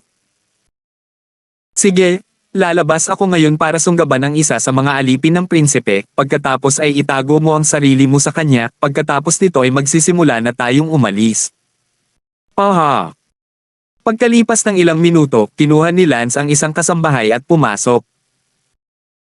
Inabot ng kalahating oras si Yuna, at sa tulong ni Lance, sa wakas ay nagbago siya sa hitsura ng dalagang iyon. Sige, pwede na tayo. Paano si Yang Tian? Kung hindi natin siya papatayin, hindi ba masyadong mura? Kung papatayin natin siya, malalaman agad at hindi na tayo makakaalis. Tanong ni Yuna sabay turo sa'yo. Si Yang Tian sa lupa. Sinabi ni Lance, huwag kang mag-alala, hindi ko siya hahayaang mabuhay. Ang mahiwagang sandata sa kanyang leeg ay tinatawag na Spirit Locking Circle, makokontrol ko ito sa loob ng 10 kilometrong radius. Iwanan natin si Yang Tian dito, kapag tayo ay umalis sa palasyo ng prinsipe, kapag 8 o 9 na kilometro ang layo namin, kokontrolin ko ang Spirit Locking Circle para bitag siya hanggang mamatay. Sa oras na iyon, kahit na dumating ang mga tao mula sa Yu Dynasty, wala itong silbi, pupunta na kami. 10 kilometro ang layo. Wow! Ang lakas talaga ng magic treasure mo. Magsusulat muna ako ng ilang salita sa dingding. Pinugan ni Lance ng dugo ang kamay ni Yang Tian at isinulat sa dingding, Yao Clan Dynasty, Shiti Dynasty, patayin ang isa sa iyong mga prinsipe ngayon bilang babala, kung maglakas loob kang maging laganap muli, kastahin ang lahat ng matandang aso ng Yao Clan. Wow! The Wisp Daemon? Magagalit ba ito sa kanila kung sakaling may gawin sila sa ating Moji? Ngumuso si Lance, hindi ko pinirmahan kung sino ang gumawa nito. Pero siguradong hulaan nila na taga Mo Dynasty yun at total na kulong ako dito at nakatakas. Sinabi ni Lance, ulol ka, bago pumunta rito ang iyong ama para humingi ng isang tao, tahasan nilang itinanggi na wala ka rito, dahil sila mismo ang nagsabi na wala ka rito, sino ang maglalakas loob na magsabi na ito ay isang tao? Mula sa Mo Dynasty ang gumawa nito. Okay, we can go now. Sina Lance at Yuna, ay dahan-daang lumabas ng silid sa ilalim ng lupa, hindi sinasadyang kinuha ni Lance ang kasambahay na kakahuli lang din niya, at itinapon ito sa isang random na sulok sa labas, siya ay madyay gising ng mag-isa. Ang mga gwardya na nagbabantay sa pasukan sa likod bahay noon ay winasak na ni Lance, at ang kanilang mga katawan ay nasa storage ring ni Lance. 1796. Igalang mo si Senior Lo. Pagpupugay kay Senior. Lumakad si Lance sa mansyon ng prinsipe at nakasalubong niya ang ilang kakilala niyang katulong na nagbibigay-pugay kay Lance na naglalakad pa rin bilang Logan X ngayon. Hindi nagtagal, lumabas na sila ng mansyon ng prinsipe. Kabayan Tangdawis, kailangan nating umalis ng mabilis at magtungo sa mas maraming tao mas mabuti. Sabi ni Yuna. Pumunta ka sa kalye, tiyak na maraming tao. Pagdating namin sa mataong lugar, papasok muna kami sa isang inn at muling magbalat kayo bilang ibang tao, pagkatapos ay kokontrolin ko ang Spirit Locking Circle at papatayin Yang Tian. Mabuti. Hindi nagtagal, dumating si Lance sa isang kalye na 8 o 9 na kilometro ang layo, at sa sandaling ito, ang lugar na ito ay ang junction ng unang bilog at pangalawang bilog. Pumasok si Lance sa isang inn. Naramdaman ni Lance ang Spirit Locking Circle at nararamdaman pa rin ito. Ang nakatayong isip ni Lance, ang Spirit Locking Circle ay nagsimulang mag-ani, ngunit napakalayo, ang pagkontrol sa Spirit Locking Circle ay napakahirap, buti na lang, Yaoyang Genius Distraction Stage, Lance kahit gaano pa ito kahirap, kaya niya itong patayin. Kamatayan. Sa sandaling ito, sa silid sa ilalim ng lupa ni Yang Tian, ang nahimatay na si Yang Tian ay biglang nagising sa sakit. Isang masakit na sigaw ang pinakawalan ni Yang Tian, at ang nakakandadong singsing ng espirito sa kanyang leeg ay lalong humigpit. Nais ni Yang Tian na tumakas palabas ng silid para humingi ng tulong, ngunit ang mga hakbang ng silid ay napakahaba at imposible para sa kanya na makatakas. Bang! Pagkaraan ng ilang sandali, ang leeg ni Yang Tian ay naipit, gayunpaman, ang sanggol ay nakulong pa rin. Wala pang kalahating hininga, ang sanggol ni Yang Tian ay nakulong din sa kamatayan. Matapos mamatay ang bitag, gumalaw ang isip ni Lance at nawala ang Spirit Locking Circle na iyon, at sa sumunod na segundo, bumalik sa mga kamay ni Lance na 8 o 9 na kilometro ang layo. Hehe! Ngumiti si Lance at inilagay ang Spirit Locking Ring sa kanyang storage ring. Sa oras na ito, sa palasyo, isang hilera ng life lights ang nakasindi, at biglang namatay ang isa sa kanila. Nagulat ang mga bantay na naka-duty, at sa isang sulyap, ang liwanag ng buhay na namatay ay ang Yuyang Heavenly Prince. Ang dazzling Sun Celestial Prince ay patay na. Ang gwardiya na naka-duty ay labis na naalarma at agad na kumuha ng Jade Sleep upang ipaalam. Iulat, ang liwanag ng buhay ng nakasisilaw na Sun Celestial Prince ay namatay. Ang balitang ito, sabay-sabay, ay nagpadala ng shockwave sa katawan ng ilang Tribulation Stage powerhouses, at ang ilang Tribulation Stage powerhouses na nasa kailaliman ng palasyo, ay agad na naglabas ng Jade Sleep para marinig ito, nagbago ang kanilang mga mukha, at nagmadaling umakyat sa ang langit, dumiretso sa tirahan ng Yuyang Heavenly Prince. Sa kalahating hininga lang, ang ilang kalahating immortal na kapangyarihan ng kapigatian ay dumating sa tirahan ni Yang Tian. Nasaan si Prinsipe Yang Tian? Back to Senior, nasa underground chamber ang prinsipe. Ang mga kalahating immortal na powerhouse na iyon ay sumugod sa silid sa ilalim ng lupa, at biglang nakita ang bangkay ni Yang Tian doon, at may linya ng dugo sa dingding. Ang dinastiya Yao Clan, ang Dogshit Dynasty, ay pumatay sa iyo ng isang prinsipe ngayon bilang isang babala, at kung maglakas loob kang maging laganap muli, kastahin ang lahat ng matandang aso ng Yao Clan. Nanginginig sa galit ang ilang kalahating immortal na powerhouse na iyon habang tinitingnan ang ilang dugong salita sa dingding. Laganap sa sukdulan. Ang isa sa kanila, isang malakas na tao sa ikalimang yugto ng Tribulation, ay nanginginig at sumigaw. Your Majesty the Long Emperor, huwag na huwag kang huminga. Isang tao sa tabi niya ang umaliw. Sinabi mo sa akin na pigilin ang hininga ko. Paano mo ako pipigilan na magalit kapag ang prinsipe ng aking angkan ay hindi maipaliwanag na namatay dito at nag-iiwan ng ganoon kakinis na mga salita sa dingding nang hindi natin nalalaman ang tungkol dito? Ang malakas na lalaking iyon na nasa ikalima. Ang yugto ng kapigatian ay nagngangalit ang kanyang mga ngipin, siya ang pinakamahabang hari ng dinastiyang Yao, sa tabi niya, may ilang iba pang malalakas na lalaki na kapigatian din ni Yao, ang kanilang mga posisyon, ayon sa pagkakabanggit, ay mga sub-hari. Ang iilang emperador na ito ay nanginginig din sa galit ngayon, tutal, pinangalanan din silang Yao, at ang matandang aso ng Yao clan na sinasabi ng mga pader ay kasama sila.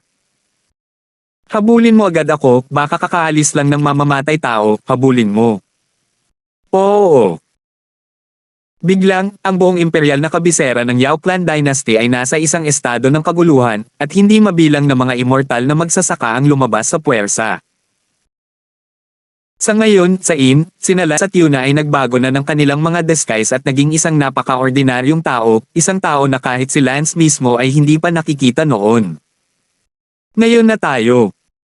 Naglakad si Lance sa kalye, naglalakad kung saan man maraming tao, unti-unting lumalayo sa gitna ng dinastiya. Hindi nagtagal, si Lance at ang iba pa ay dumating sa 30 bilog ang layo, at kung mas maraming mga panlabas na bilog, mas maraming tao ang naroon. Gayunpaman, ang buong imperial na lungsod ay kinulong na ngayon. Mukhang hindi na tayo makakalabas, dahil ganoon nga, kailangan nating pagtiyagaan at manatili dito ng 10 araw at kalahating buwan, at pagkatapos ay aalis tayo kapag naalis na ang blockade. Sabi ni Lance. At paano kung hindi na nila aalisin ang blockade?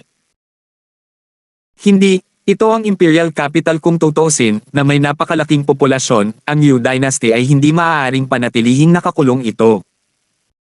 Tayo, maghanap ng isang ina matutuluyan, gaano man sila maghanap, hindi sila makakahanap. For anything anyway, we're just two very ordinary, immortal cultivators now, there are millions of ordinary, immortal cultivators like us here, hahaha. Nakahanap si Lance ng isang inn sa isa sa 30 bilog ng kalye at diretsyong nanatili sa inn.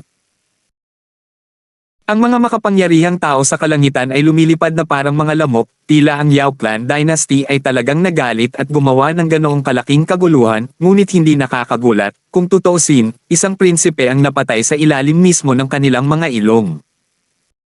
Yuna, kain na tayo? Kalahating buwan ka na dito, pansinin mo, relax Yuna isip mo. Ma'am. Dumating si Lance sa restaurant ng ina parang walang nangyari, maraming tao na naglilinang ng mga immortal ay kumakain at nakikipag-usap sa mga grupo, tila lahat ay nagsasalita tungkol sa parehong bagay. Talagang galit ang Yao Clan Dynasty. Oo, nasa ilalim mismo ng aming mga ilong, narinig ko na ang pumatay ay nag-iwan pa ng mensahe sa sekretong silid na iyon. Nakita ito ng pinakamatandang emperador ng Yu Clan at ilang segundong emperador, at sa sobrang galit nila halos lumuwa sila ng dugo. Hindi ko alam kung anong klaseng salita ang iniwan ng killer. Walang naglalakas loob na ibunyag iyon. Sa kabutihang palad, ang namatay ay si Yang Tian, ngunit kung ang namatay ay si Yuvon, kung gayon ang Yao Clan, ang maharlikang pamilya, ay kailangang maging mas galit. Oo, si Yuvon ay ang Yao Clan, ang kasalukuyang pinakamahalagang pinalinangin, at ang Yao Clan ay nagpilit ng mabibigat na kayamanan sa kanya. Bueno, si Yuvon, ang pinakamalamang na lumaki sa pinakamalakas na tao sa Royal Clan ng Yao Clan sa Tribulation Stage. Gumastos ng malaking pera ang Yao Clan para linangin si Yuvon, sinusubukang ayusin si Yuvon na linangin. Sa Seven Seas, kung papatayin si Yuvon, tiyak na magiging pambihira ito. Si Lance ay kumakain, at ang mga tao sa table sa tabi niya ay walang katapusang nag-uusap. Nagsalubong ang mga kilay ni Lance habang sinasabi sa kanyang puso, Yuvon, Yuvon, walang katapusang nagsasalita tungkol kay Yuvon, damn it, pinapaalalahanan mo ba akong pumunta at patayin si Yuvon? Alam mo ba na ang mamamatay tao na pumatay kay Yuvon ay nakaupo sa tabi mo, at walang katapusan kang humihiyaw ng ganito, paano ako, ang mamamatay tao, mapapahiya? Nagtanong si Yuna, Kuya, ano ang iniisip mo? Ito ang pangalang na pagkasunduan nilang itawag sa isa't isa na nagpapanggap na magkapatid. Ngumiti si Lance, wala lang, kumain ka na lang, at bumalik ka na sa kwarto mo pagkatapos. Manam. Ang puso ni Lance, gayunpaman, ay gustong mapunta sa, dapat ko bang patayin si Yuvon o hindi? Hindi ko alam kung anong antas si Yuvon, maaari ko bang alisin siya, at kung magagawa ko, maaari ba akong makahanap ng pagkakataon na gawin iyon? Kung aalisin ko si Yuvon, magagalit talaga ang Yao Clan, at hindi ko alam kung magagalit sila para gumawa ng gulo sa Mou Dynasty. Kahit hindi sila magalit sa hinaharap, kailangan lang nilang malaman kung sino ang naglabas kina Yuvon at Yang Tian kung malalaman nila kung sino ang nag-uwi ni Yuna. Patuloy na nagmumuni-muni si Lance, tinitimbang ang mga kalamangan at kahinaan. Sa paggawa nito o hindi. 1797. Tayo ba? Para saan? Fuck, kailan ako? Si Lance? Naging isang taong nag-aalangan, takot sa lobo, takot sa tigre. Fuck him. Hinampis ni Lance ang mesa at sumigaw. Napatingin ang buong mga tao ng restaurant kay Lance, anong klaseng nerbiyos ang mayroon ng produktong ito. Si Yuna ay abala sa pagsasabing, Kuya, ano ang ginagawa mo? Oh.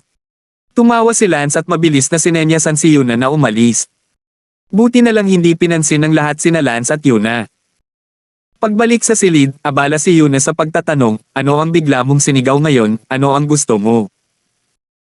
Sinabi ni Lance, ate, hintayin mo ako dito ng ilang araw, may gagawin akong maliit na gawain.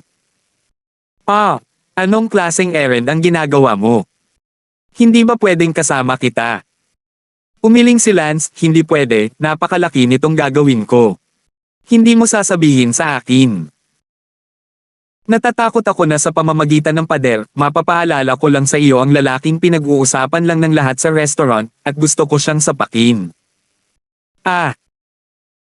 Matalino si Yuna para hulaan agad kung sino ang gustong kulitin ni Lance, si Yuvon iyon, ang henyo na pinagtutuunan ng pansin ng Yao Dynasty sa paglinang, at ang henyo na may pinakamagandang pag-asa na makapasok sa half-immortal level sa mga susunod na taon. Kuya, ikaw. How about, shock for this idea of mine, ngayon lang sa restaurant, since everyone is talking about this person, how can I have any indication na pipigilan mo ako? Hindi. Iniisip ko, masyadong delikado. Ngumiti si Lance, huwag kang mag-alala sa akin, nakita mo na ang kaya kong gawin. Paano kung talagang magalit ang Yu Dynasty? Nag-aalalang sabi ni Yuna. Sinabi ni Lance, ate, ngayon ay babagsak na talaga ang Mo Dynasty at magiging Ma Dynasty, kaya hindi ganoon kalaki ang epekto, sa halip ay mas magiging mas malala pa ito para kay Marduk at sa kanyang mga anak. Sige, mag-iingat ka, hihintayin kitang bumalik. Oo naman. Si Lance ay nagpahinga sa tanghalian at pagkatapos ay tahimik na umalis sa inn. Si Lance ay hindi makakalis sa imperial na kabisera ng Yao Dynasty sa maikling panahon pa rin, kaya maaari na rin niyang pumunta at lipulin si Yuvon. Makalipas ang kalahating araw. Sa Imperial Palace ng Mo Clan Dynasty. Report, nakuha ko lang ang impormasyon. Sabihin mo sa akin, may handang iligtas ang aking anak. Ang ama ni Yuna ay abala sa pagtatanong, ilang araw na ang nakalipas mula noong inilabas niya ang Imperial Decree na iyon, ngunit sa kasamaang palad, hindi lamang walang nagmamadaling iligtas ang kanyang anak, ngunit siya ay naging biro sa pamayanan, pinagalitan siya dahil sa kanyang kawalan ng kakayahan at sinasabing magtatapos na ang paghahari ni Mo. Bilang mahabang emperador, labis na nanlumo si Maren nang marinig niya ang ganoong mga komento mula sa lahat. Masayang sinabi ng kababatang iyon, ang iyong mahabang emperador, hindi dahil may nagsisikap na iligtas ang prinsesa, ngunit nagawa na nila ito.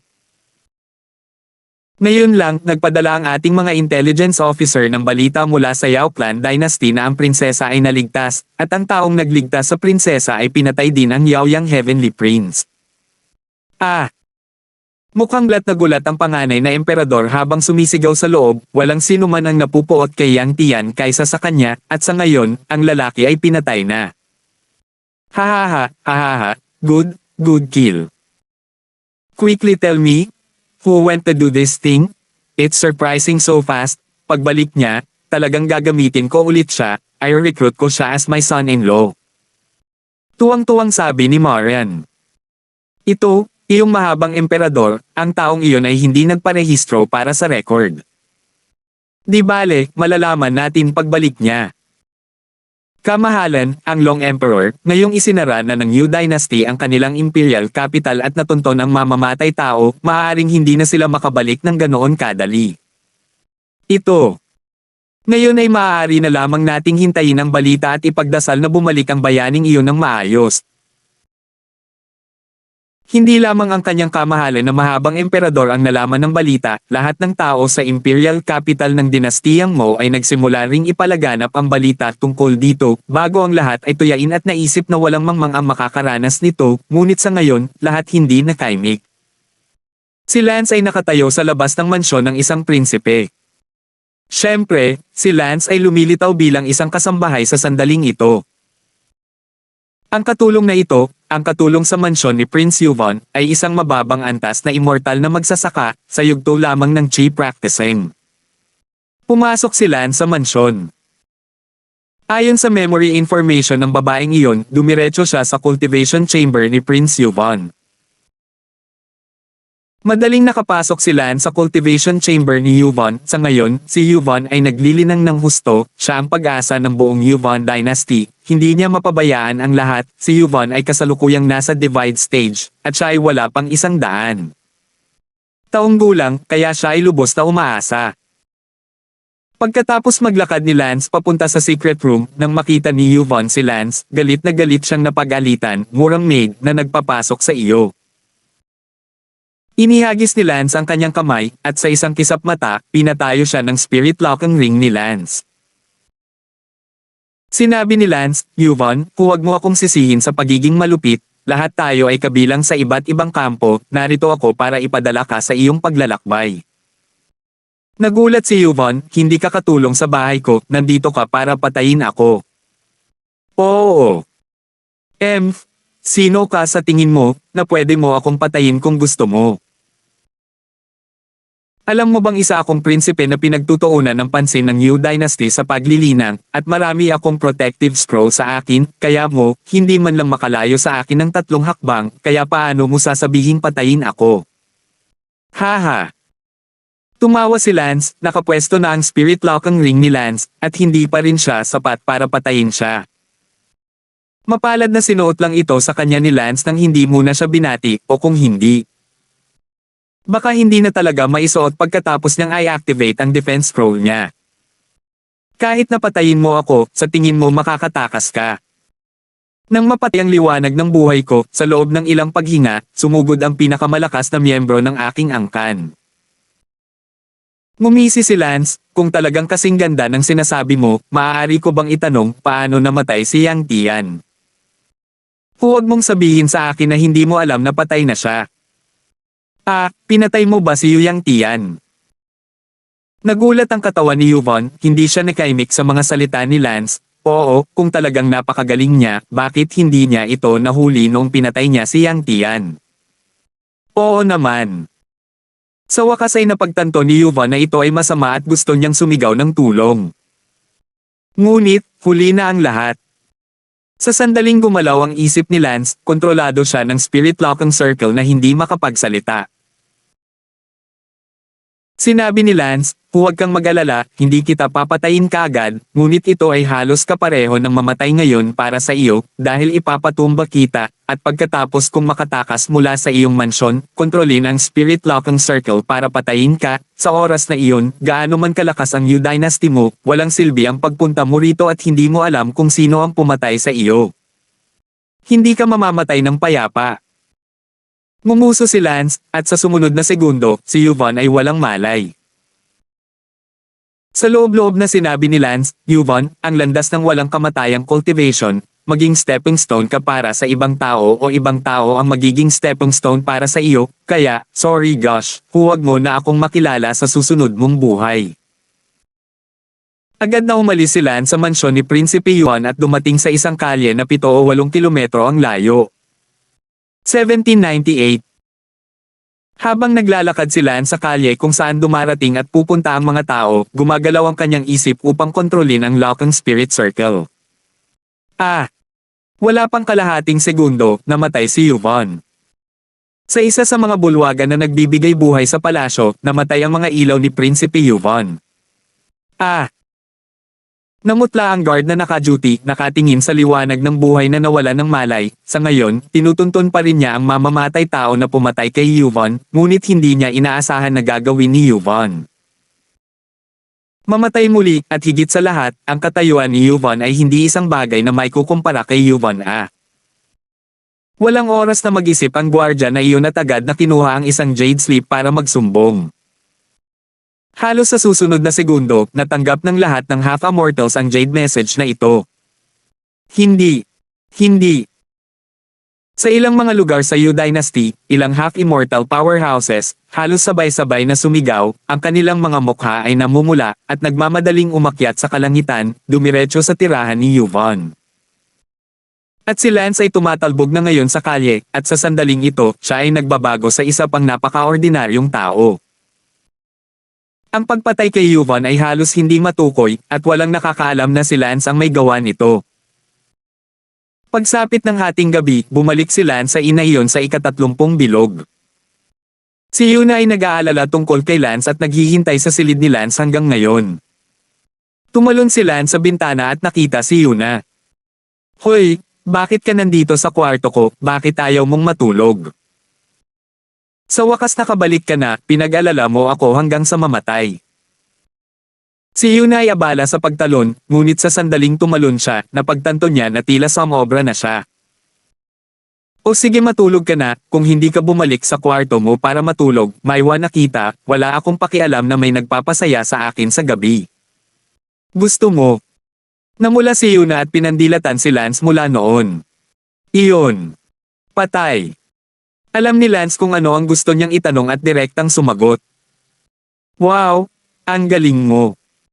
Matutulog na ako, gusto mo bang sabay tayong matulog? Nakangiting tanong ni Lance. Sinong gustong matulog sa iyo, ha?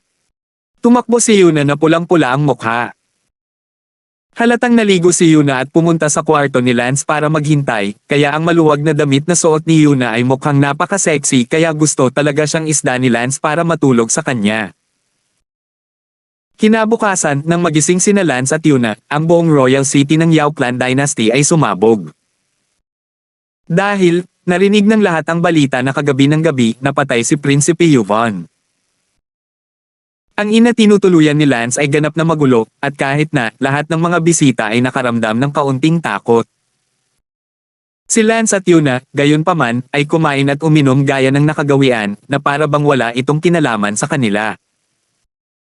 Sinabi ni Yuna, kapag namatay si Yvonne, maaaring mas tumal muli ang silang ng lungsod.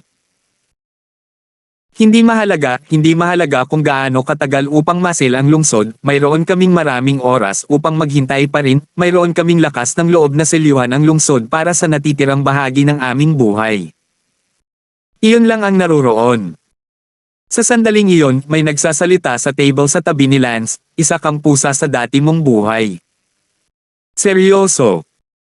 Anong kasinungalingan, pumunta ako sa dating balon noong isang araw para kumuha ng litrato, nakita ko ang mukha na naaninag ko, hindi tao, kundi isang pusa. Nagulat si Lance, ano ang pinag-uusapan ng mga nasa katabing mesa?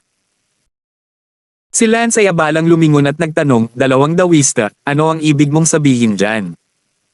Anong dating balon?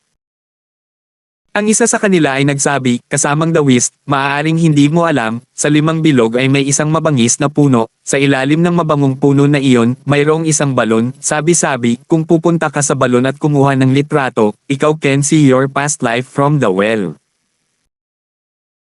Siyempre, may bayad? A first-class spirit stone will allow you to take a picture once, some people say that this is a scam, hindi ko alam kung sino ang sadyang gumawa ng Jangho trick. Para manloko ng pera, kung gusto mong maniwala, magpa-picture ka, kung ayaw mong maniwala, huwag kang pumunta, in short, you can take it as entertainment. Meron pa. Nagulat si Lance. Isang tao mula sa isa pang mesa ang nagsabi kay Lance, itong kapwa dawist, huwag mong sayangin ang mga spirit stone, ito ay isang kasinungalingan. Trick, kung hindi, ano ang katibayan upang patunayan na ang taong kumuha ng larawan ay kapareho niya sa kanyang nakaraang buhay? Tumawa si Lance, oo, ngunit medyo kawili-wili ito, magpapakasaya ako. Then you can only take it as entertainment, grabe matatalo ka. Tumigil si Lance sa pakikipag-usap sa kanila. Sinabi ni Yuna, kailangan mo talagang sumikat ang ganitong uri ng panlilinlang ng Jangho, ngunit ito ay may kinikilingan sa mga hamak na immortal na magsasaka, napakalakas mo pa rin. Libangan daw, ayaw mo bang malaman kung ano ka sa dati mong buhay? Go! Hindi pa nga sigurado kung may past lives talaga ang mga tao. Pagkatapos mag-almusal, lumabas sina Lance at Yuna, at habang namimili, naglakad sila patungo sa butil-butil na puno sa Fivefold Sea, na napakataas na nakikita nila ito mula sa 30 bilog ang layo. Hindi nagtagal, nakarating sila sa ground floor ng butil na punong iyon, at siguradong may balon sa ilalim ng puno. May isang matandang lalaki na nakaupo sa tabi ng balon at isang karatula na nakatayo sa tabi nito, sinaw mo ang isang first class na espiritong bato ng isang beses ayon sa iyong nakaraang buhay. Mukha itong pinto ng banyo para mangolekta ng pera. Gayunpaman, tutori na ang ilang mga tao na may isang mausisa na puso na kumuha ng litrato, at pagkatapos kumuha ng litrato na hindi seryoso, nagtatawanan, at pagkatapos ay masayang lumayo. Kahit alam nilang peke ito, marami pa rin ang naglalaro ng ganitong klaseng laro. Ibinigay ni Lance ang 2 first class na spirit stone at sinabing, tayong dalawa, kumuha ng litrato ng isang beses. Pakiusap. Nauna si Lance. Lumapit si Lance sa balon at idinikit ang kanyang ulo para sumikat. Kakaibang eksena talaga ang nangyari, kakaibang mukha ang lumitaw sa loob ng balon. Nagulat si Lance, at sa parehong oras, ang estranghero sa balon ay nagulat din, ang kanyang ekspresyon ay kayo ng kay Lance, ngunit ang mukha ay iba. Ang estranghero sa balon ay lubos na naiiba sa kasalukuyang Lance, ganap na naiiba, ngunit napakagwapo rin. Sinabi ni Lance sa kanyang puso, medyo gwapo rin ako sa dati kong buhay. Siyempre, hindi ito sineryoso ni Lance, kundi bilang entertainment lang. Sa oras na ito, lumapit din si Yuna, isiniksik ang kanyang ulo sa balon, at sabay na sinabi, Kuya, hayaan mo akong makita kung ano ang hitsura mo sa iyong nakaraang buhay. Wow, talagang iba na ito sa iyo ngayon, hey, it's quite handsome. Natawa si Yuna, feeling na masaya ang larong ito, hindi nakakagulat na maraming tao ang handang gumastos ng pera para magpa-picture kahit alam nilang peke iyon. Gayunpaman, si Lance ay natigilan na ngayon, si Lance ay tumingin sa balon na nag-iilaw, ang hitsura ni Yuna, ang buong katawan ni Lance ay nanatili doon. Oh my God, hindi ito totoo. Natulala si Lance, natulala habang nakatingin sa refleksyon ni Yuna sa balon. Tiningnan ni Yuna ang sarili sa balon at tumawa, nakita ko ang past life ko, hahaha, nakakapagtaka, totoo ba ito? Ganito ba talaga ako sa past life? Wow! Ang saya! Kuya, tingnan mo ang dati ko. Ang ganda ng buhay, hahaha. Masayang masaya si Yuna, noon ay naramdaman niyang nadaya siya ng isang first class na spirit stone, ngunit ngayon parang ang first class na spirit stone ay medyo sulit sa perang ginastos, kahit na ito ay isang peking trick, ngunit masaya. 1799. Matagal na natigilan si Lance habang tinitingnan niya si Yuna sa balon. Dati, naghinala din si Lance na ito ay isang peking panlilinlang, ngunit nang makita niya ang hitsura ng nakaraang buhay ni Yuna sa balon, naniwala si Lance na ito ay totoo. Itinaas ni Lance ang kanyang ulo at tumingin sa nakangiting si Yuna, sa loob-loob na nagsasabing siya ba talaga ang nakaraang buhay ni Yuna. Sus, kung totoo ito ay masyadong hindi ka panipaniwala.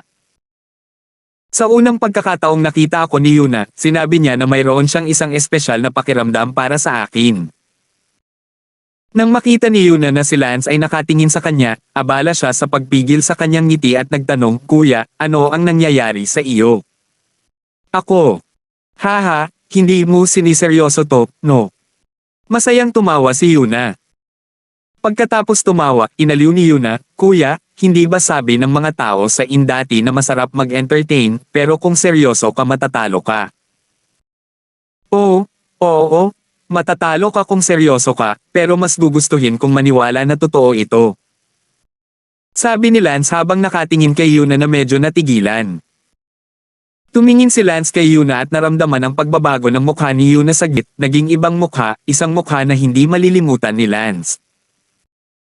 Lumiwanag ang mga mata ni Lance sa magiting na figurang iyon mula sa ilang taon na ang nakararaan. Ito ay nasa isang primitive na kagubatan, sabi niya, nagustuhan kita, pagkatapos ay tumalon, sa susunod na segundo, hinati siya ng kutsilyo sa kusina sa kalahati. Hindi malilimutan ni Lance ang eksenang iyon hanggang sa katapusan ng kanyang buhay, lumukso siya para iligtas ang lahat, para iligtas si Lance Locso ng tapang. Tandaan ang website, consurate.net.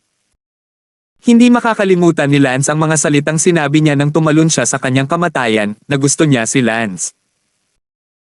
Ngunit sa kasamaang palad, maaari lamang siyang maging alaala ni Lance, na hindi makapagpatuloy sa kanya, naging isang panghihinayang. Kuya, ano bang iniisip mo? Kuya! Ilang beses sumigaw si Yuna bago bumalik sa katinoan si Lance. Wala naman. Kuya, ang weird mo?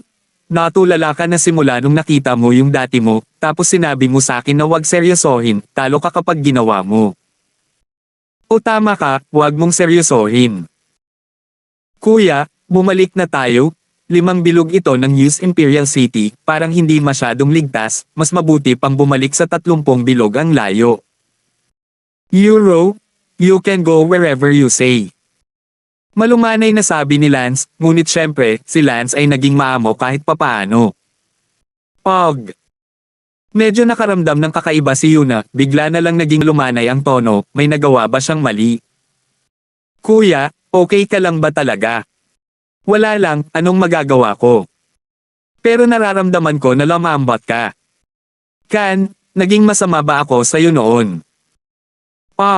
Totoo naman nag-overthink ako, balik tayo. Bumalik si Lance sa 30 Circles Inn, tanghali na rin, pumunta sina Lance at Yuna sa restaurant ng inn para kumain. Kuya, kanina ka pa nakabalik dito, hindi laging tama ang espiritu mo. Hindi. Umiling si Lance, tinitingnan si Yuna, sa hitsura lamang, imposibleng ganap na magkakapatong sa kanyang dating buhay, ito ay isang ganap na naiibang tao. Marahil, ang nakaraang buhay ay orihinal na isang ganap na walang kaugnayang tao.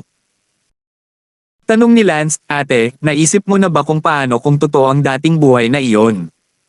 Hindi. Paano kung totoo, paano kung peke? At tama. Paano ka naman, kuya, kung tatanungin mo ako ng ganyan? Sa tingin mo ba ang pagkinang ng iyong balon ay mula sa dati mong buhay? Ako. Hindi ko man lang naisip iyon Napagtanto ni Lance na hindi niya naisip ang kanyang dating hitsura. Kuya, ang dating mo. Mukhang gwapo din ang mundo, siguro, sentimental prince ka sa dati mong buhay. Oh, who knows? Who cares what kind of prince he was? Wala siyang kinalaman sa akin ngayon, sabi ni Lance. Hehe, yun nga, kaya wag mo nang isipin yun at kumain ka na. Kumain ka na. Pagkatapos kumain, bumalik sina Lance at Yuna sa kanilang silid. Si Lance ay nagkusa na pumunta sa silid ni Yuna, bago si Lance ay hindi nagkusa na pumunta sa silid kung saan siya natutulog, marahil dahil sa paraan na nakikita niya. Sa kanyang nakaraang buhay, hindi naiwasang idagdag ni Lance ang kanyang nararamdaman para sa kanyang dating buhay. Dagdag pa nito, sa palagay ko para kay Harleen, hindi ganoon kalalim ang nararamdaman, pagkatapos ng lahat, ito ay isang babaeng namatay para sa kanya. Kuya, bakit ganyan ang tingin mo sa akin? Wala ka namang espesyal na iniisip tungkol sa akin, di ba? Tumingin si Yuna kay Lance at nagtanong, naaalalang sinabi ni Lance noon na gusto niyang matulog kasama niya.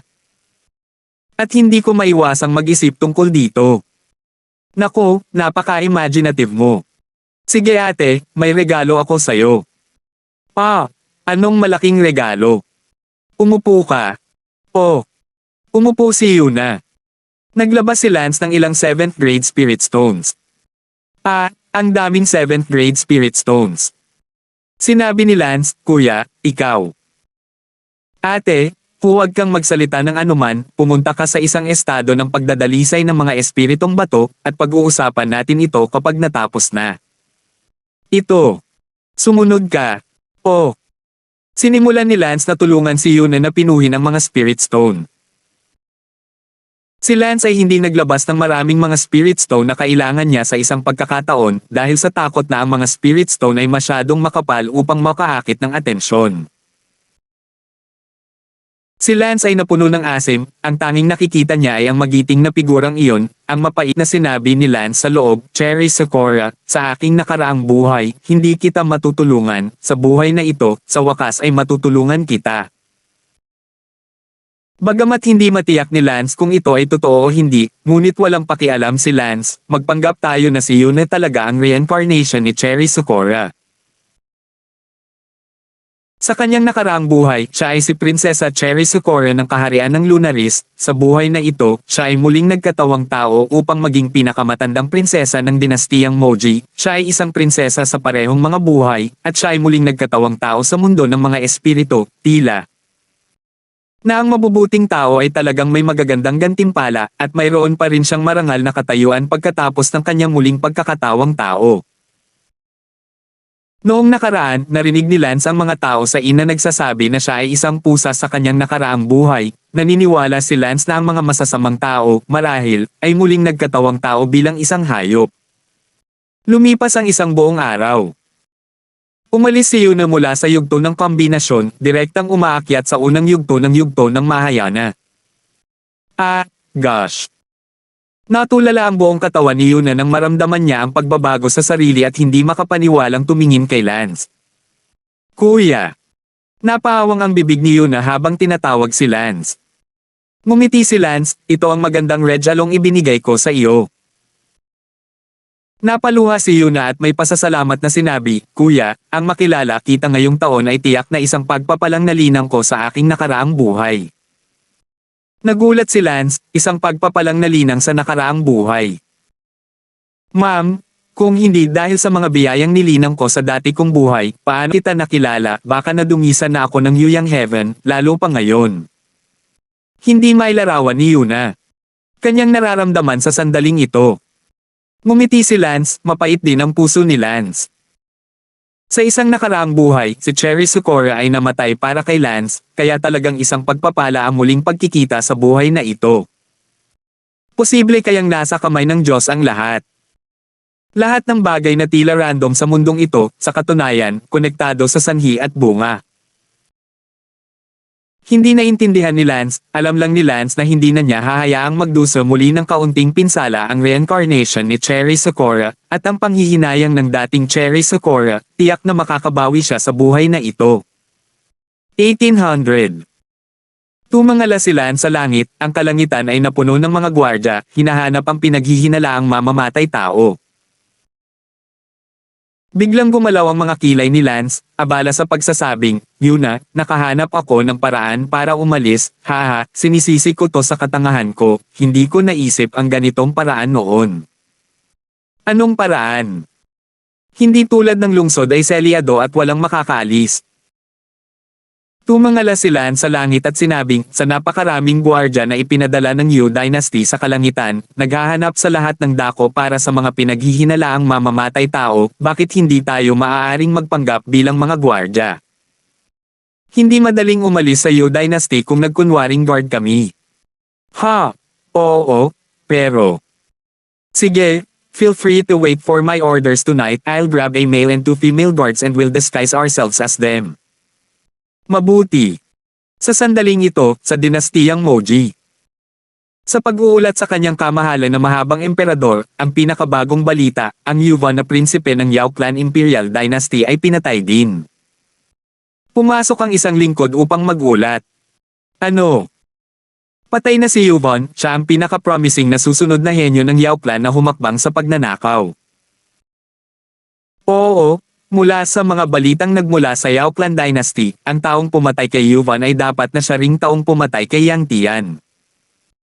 Ano ngayon ang reaksyon ng Yu Dynasty? Iyong kamahalan na mahabang emperador, ang Yu Dynasty ay labis na nagalit at nagpasya na ang ating mga tao ang gumawa nito, at narinig ko na maraming malalakas na kalahating immortal mula sa Yu Dynasty ang darating sa atin upang ibigay ang mamamatay tao. Ngunit paano ko malalaman kung sino ang mamamatay tao?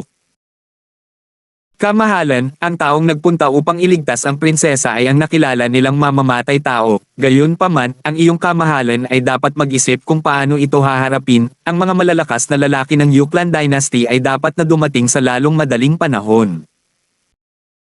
Sa sandaling ito, isa pang ulat ang dumating mula sa labas, mag-ulat, kamahalan, narito ang 3 malakas na pagnanakaw ng Yao Clan Dynasty. Nagbago ang mukha ni Maren, at sa ngayon, nararamdaman na niya na sa malayong kalangitan, 3 malalakas na imposisyon ang mabilis na papalapit. Sa halos 12 segundo, ang 3 makapangyarihang chi na iyon ay dumating sa kalangitan sa itaas ng dinastiyang Mo. Mo Green, lumabas ka. Sigaw ng isa sa half-immortals. Ang sigaw na ito ay narinig ng buong Mo Clan Dynasty, at lahat ay tumingin sa langit. Tila ang Yao Clan ay talagang galit na galit, at ang pagpatay sa kanilang pinakatalentadong prinsipe ay naging dahilan upang sila ay maging walang ingat. Si Maren ay hindi nag-alinlangan at direktang lumipad palabas, samantala, sa ibang direksyon, sina Marduk at Ma-Force, gayon din ang 2 pang malalakas na lalaki sa unang yugto ng Tribulation, ay lumipad din palabas. Sa kalangitan, nabuo ang isang paghaharap. Sa panig ng dinastiyang Mo Clan, ang pinakamalakas ay si Marduk, na nasa ika-5 yugto ng Tribulation, pagkatapos ay si Maren, na nasa ika-4 na yugto ng Tribulation, pagkatapos ay si Ma-Force, na nasa ika-3 yugto ng Tribulation, at ang huling 2 ay sina Liu Bing at Song Complaint, na nasa unang yugto ng Tribulation. Sa panig ng dinastiyang Yao, ang pinakamalakas ay ang isang matandang lalaki, na nasa ika-6 na yugto ng kapigatian, at ang natitira pang 2, na parehong nasa ika-5 yugto ng kapigatian.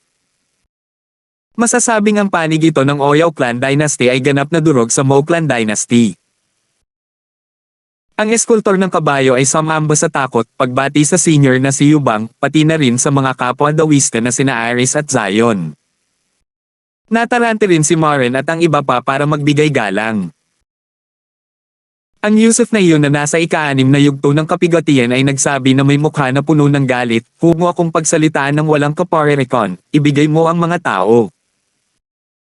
Ang Elder Emperor ng Mo Clan ay abala sa pagsasabing, Senior Yusuf, sino ang taong sinasabi mo? Maren, umiikot ka pa rin ba sa akin? Ibigay mo ang mamamatay tao na pumatay sa 2 prinsipe ng aking angkan.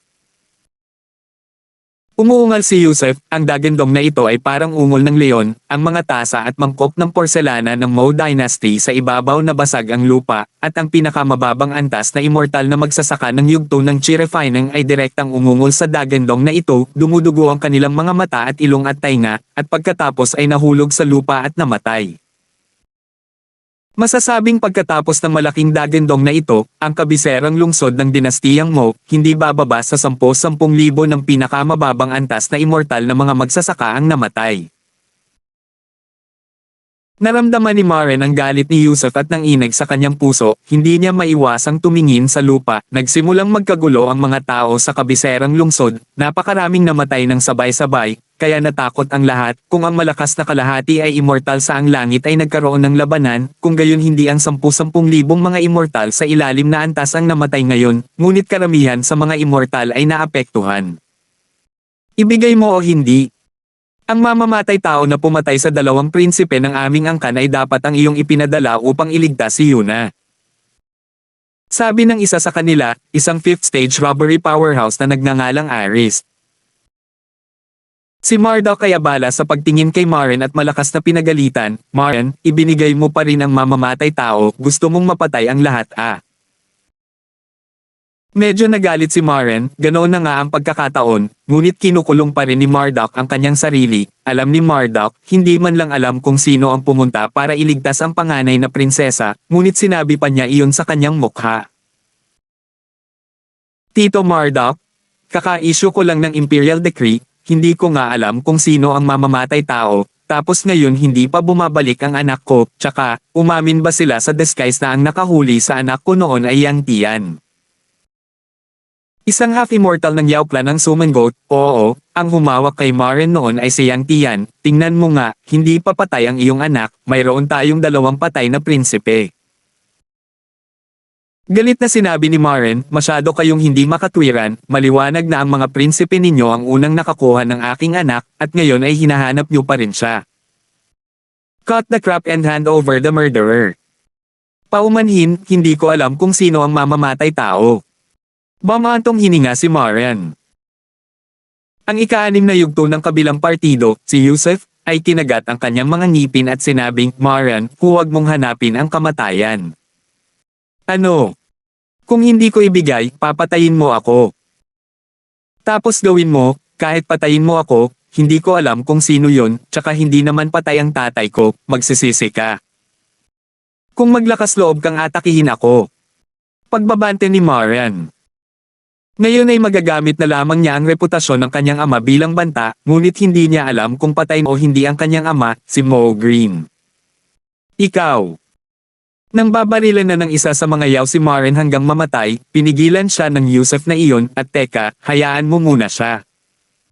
Ngunit hindi niya isusuko ang mamamatay tao. Malamig ang tingin ni Yusef habang sinabi niya, marahil, hindi niya talaga alam kung sino ang mamamatay tao sa ngayon, ngunit sa sandaling bumalik ang kanyang anak na babae sa susunod na araw, gusto kong siya mismo ang hulihin ang mamamatay tao, kung hindi, siya ay huwag na huwag silang pabayaan. Maren, naririnig mo ba ako? Ungol lang si Maren, hindi nagsasalita. Nagbabantang tingin si Yusef at lumipad palayo. Matapos lumipad palayo ang 3 Yao Dynasty half-immortals, lahat sila ay gumon, lalo na ang mga tao sa lupa, nadama ang isang bundok sa ibabaw nila ay lumilipat palayo. Ang inukit na kabayo ay tumingin kay Maren at sinabing, Maren, ito ang naidulot mo, kung ang iyong anak na babae ay hindi nagamok at dinala, mangyayari kaya ito ngayon? Sa kabutihang palad, nagpakita sila ng awa ngayon, kung hindi. Ang lugar na ito ay magiging isang ilog ng dugo ngayon. Maren daw, Tito Marduk, hindi ko akalain na ganyan ka pala tao, ngayon ka lang hindi tumulong sa pagtatanggol sa mga dayuhang kalaban kahit hindi ka tumulong pero talagang tinulak mo ako ng apoy para sa sarili mo. Kaligtasan. Sa sandaling ito, talagang sinasabi mo ang mga bagay na iyon, dapat ko bang huwag pansinin ito dahil ang aking anak na babae ay nahuli. Nakakatawa na sila, ang Yu Dynasty, ay may sariling prinsip na inaresto at pinatay at nang ahas pa ring lumapit sa pintuan. Forget what they doing, keep on doing.